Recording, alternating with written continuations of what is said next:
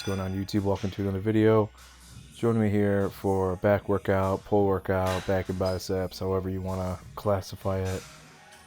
But we're doing some rows here, trying to get some action in the lats, and then some bodybuilding stuff after. If you've noticed, it's kind of the same movements, but we're just doing some progressive resistance to get stronger. And I do like to do some form of like explosive or like power movement. So Penlay row, hybrid row, whatever you want to call it, is the choice for me.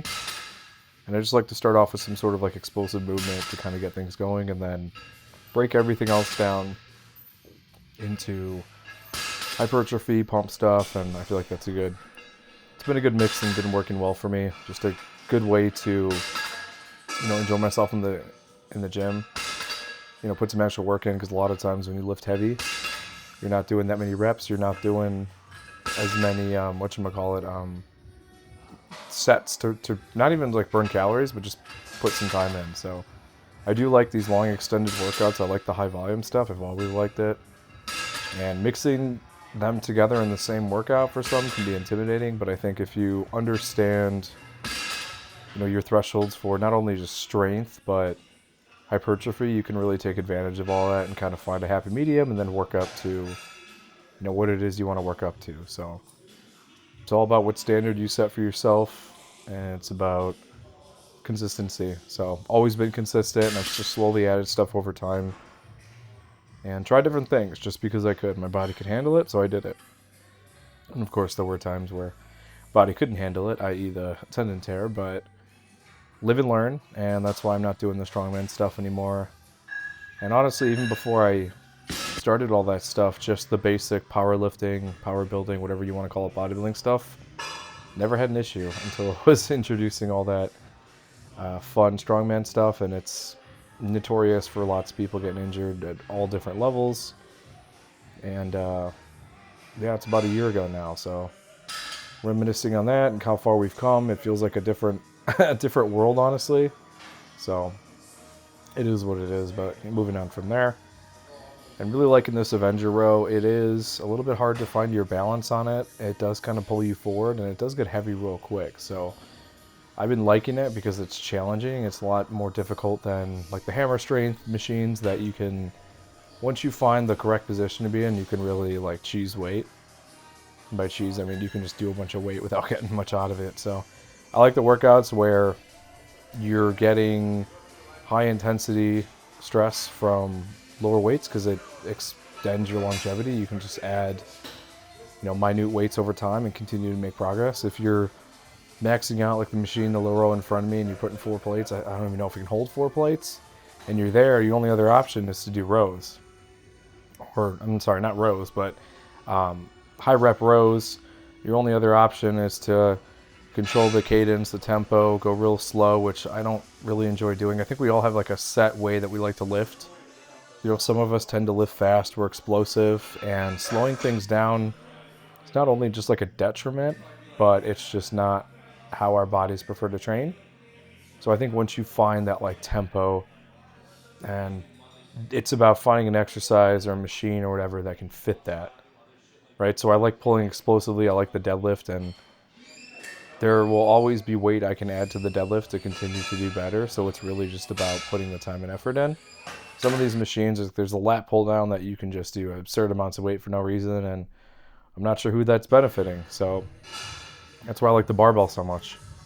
You can load up the most amount of weight you're probably ever going to be able to, and you can continue working in between that threshold. Dumbbells, there's an upper limit to how much you can put, and then if you want to get dumbbells that are extremely heavy, you have to go to specialized gyms, and you have to go to places, you're just limited with what you can do. And obviously you can pause stuff or whatever, but the jumps are big, and then also the dumbbells get bigger. So like on bench press here, if you wanted to make things more difficult, you could do what I'm doing. You could pause longer, you could do double pauses and other weird stuff, or you could do touch and go and just do more weight.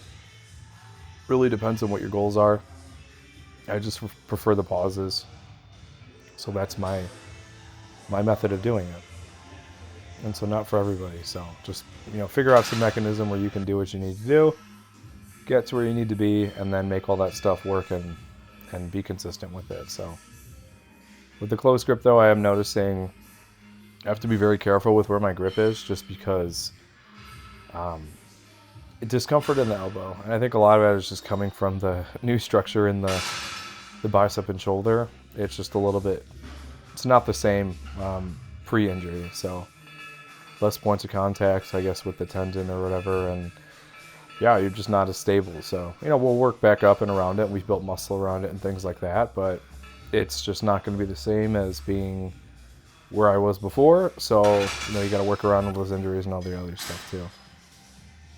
And leading into that, OHP is probably the biggest culprit of that. Just haven't really found that groove yet. We're still working on it. I'm going to try to figure out and try to mix some things up. Maybe go back to my false, you know, thumbless grip and see where that is. Just I do want to keep OHPing. I do enjoy doing it. It is a really nice exercise.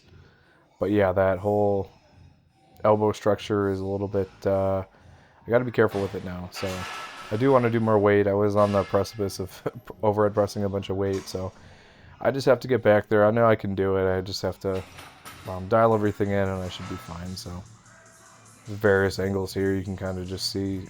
In the moment when I'm doing them, it feels like literal hell on earth, where time stands still when I'm pressing. But when I'm watching the video back, it's kind of moving pretty fluid and stuff like that too. So just try to be careful with OHP. There's just a large... you can't get injured. You know, obviously you're not on a bench to brace yourself and lean too far back, or if you miss groove or something, you have to be careful. So that's always been my thing, is go slow, take your time, and really just do the work there. So that's always in the back of my head, so I don't need to be doing some absurd amount of weight. That's why I tend to do them after the bench press. There's not like a pre-fatigue, but I've spent a lot of energy, so my threshold for weight is a little bit lower compared to what it would be before, because I used to start off with strict OHP, and I'd have a day where I'd start off with bench press, and then a day where I'd start off with strict OHP, and then I'd flip them, and it'd be a secondary, would be the opposite of whatever I started with, and you know, that was kind of the thing there. So, but you know, it is what it is. It's mainly about being able to, you know, hit the goals that you want to hit, and I'm totally fine doing the bench press. Like I would prefer to get that up over OHP, just because it's just, there's more carryover to other things. More bang for the buck, more fun, and you know, OHP, there's only so much you can do with weight wise and rep wise and stuff like that too. So, but that's the video. Like, comment, subscribe. I'll see you in the next one.